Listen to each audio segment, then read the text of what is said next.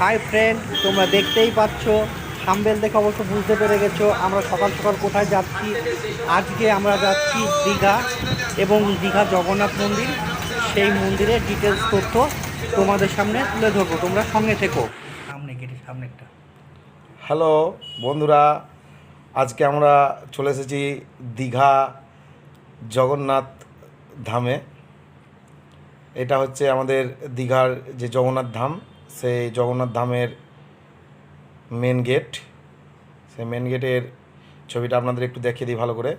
এই যে এটা হচ্ছে মেন গেট, এখান দিয়ে প্রবেশ করতে হবে ভিতরে।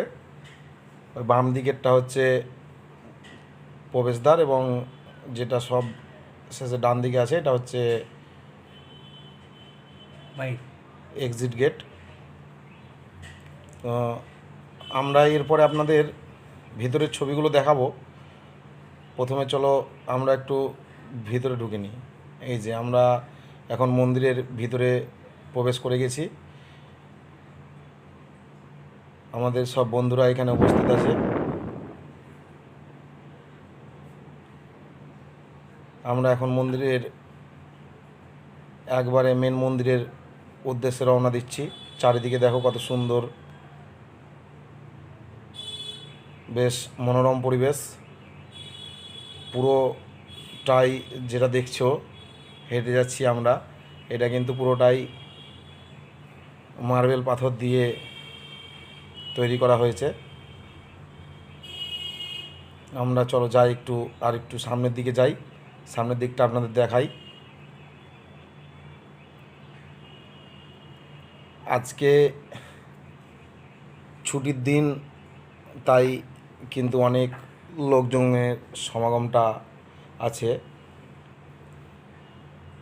অন্যান্য দিন হয়তো বা এর থেকে একটু কম থাকবে, কারণ প্রচুর এলাকা নিয়ে তৈরি হয়েছে এই মন্দিরটা, তো তাই লোকজনটা মনে হচ্ছে যে হয়তো কমে আছে। এই যে আমরা মন্দিরের প্রথম গেটে প্রবেশ করেছি, এটা হচ্ছে প্রথম গেট। এরপরে আরও দুখানা গেট পার করে যেতে হবে।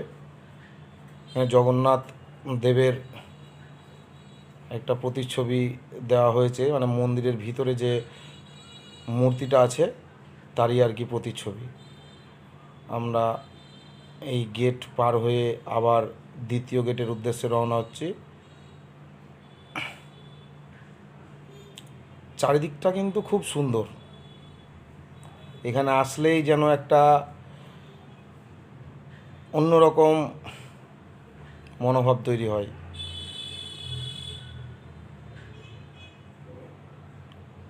এই যে মন্দিরটা, দূর থেকে আমি ছবিটা নিয়েছি, তো মন্দিরের কাছে গিয়ে দেখাবো আপনাদের, তবে দূর থেকে পুরো মন্দিরটা একবার দেখিয়ে দিলাম আপনাদের। খুব সুন্দর, কিন্তু হাতের কাজ ডিজাইনগুলো করা হয়েছে। এই যে সব বন্ধুরা আছে আমাদের সাথে, একসাথে এসেছি সবাই, কিন্তু মন্দিরের একটা ছবি বা কেউ ভিডিওগ্রাফি তৈরি করছে, সবার মোবাইলে বন্দি করে নিচ্ছে এই সুন্দর প্রকৃতিটাকে। আজকে কিন্তু দীঘাতে প্রচণ্ড গরম, রোদের তাপটাও অতিরিক্ত, তবুও কিন্তু লোকজন সমস্ত কিছুকেই, রোদ গরমটাকে অবহেলা করে কিন্তু মন্দির দর্শনে, জগন্নাথ দেবের দর্শনে কিন্তু আগ্রহী। এবার আমরা দ্বিতীয় গেটে ঢুকছি। এখানে শ্রী বিষ্ণু যে পঞ্চমুখী সাপের উপরে শুয়েছিল, সেইটাকেই কিন্তু এখানে একটা পাথরের মূর্তি হিসাবে তুলে ধরা হয়েছে।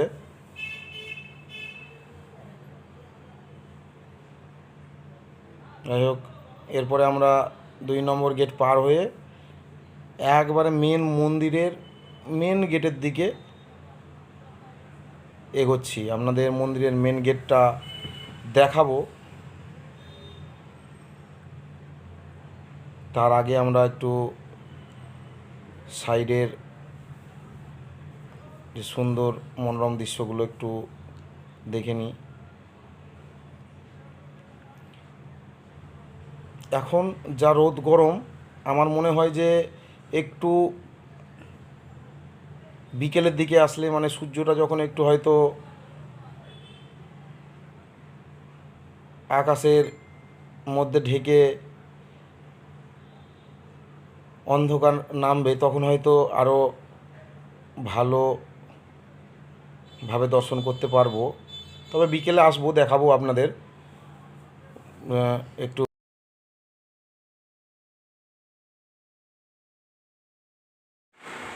তো বন্ধুরা, দেখতেই পাচ্ছ আমরা মন্দিরের ভিতরে ঢুকে গেছি। পুরা মন্দিরটা তোমরা দেখতেই পাচ্ছ কত সুন্দর কারুকার্য। পুরাটা সাদা শ্বেত পাথর বা যাকে মার্বেল পাথরে মোড়ানো বললেই চলে। সামনে আমাদের জগন্নাথ, সুভদ্রা, বলরাম তিন দেবতার মূর্তি স্থাপন করা হয়েছে এখানে। সবাই ভক্তি ভরে প্রণাম করছে এবং কেউ জগন্নাথ, সুভদ্রা, বলরাম দেবকে মোবাইলে ক্যামেরা বন্দি করছে। সবাই খুব কি বলবো এক্সাইটেড। প্রচুর পরিমাণে ভিড় এখানে, প্রচুর পরিমাণে তোমরা দেখতেই পাচ্ছ, প্রচুর লোক জমায়েত হয়েছে। এই যে দুপুর এখন বাজছে 12টা, এতটা গরম, তবুও দেখতেই পাচ্ছ। তোমাদের ঘুরে দেখাচ্ছি আমি মন্দিরের চারিদিকটা। এই যে পুরা মন্দিরের যে ভিতরের এরিয়াটা, বড় বড় 4টে গম্বুজ বা 4টে থাম দিয়ে তৈরি করা আছে, যেটার উপরে এই মন্দিরের ভিতরটা ধরতে গেলে দাঁড়িয়ে আছে। যে এক একটা থামের যে কারুকার্য করা, সেটা খুব সুন্দর, তোমরা দেখলেই বুঝতে পারবে। এবং পুরো মন্দিরটা এক কথায় সাদা মার্বেলের, যা খুব সুন্দর লাগছে। এবং মন্দিরের ভিতরস্থল খুব ঠান্ডা, বাইরে যতই গরম